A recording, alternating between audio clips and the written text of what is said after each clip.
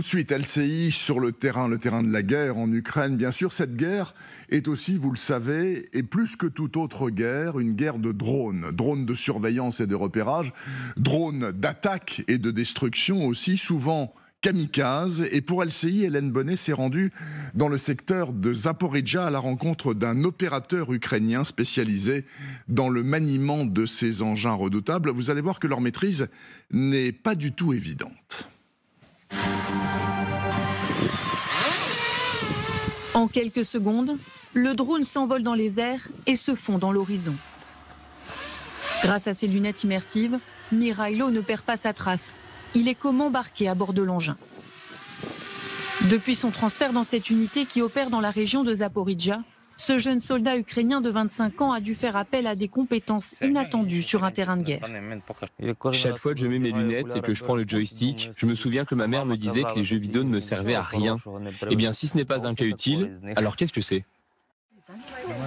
D'après les autorités, 1700 drones sont en route vers les lignes de front pour aider à la contre-offensive.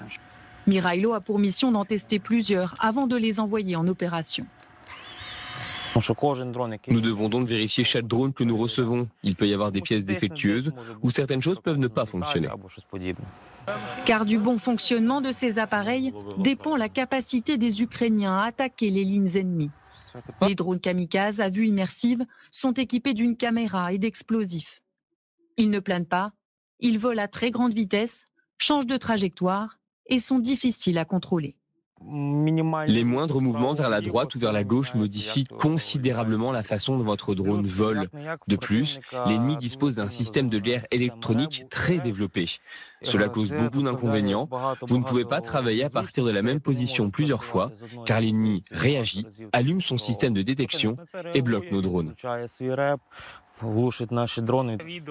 Bouger, se renouveler en permanence afin de garder l'avantage, ce qui amène parfois les Ukrainiens à pousser l'innovation jusqu'au moindre détail.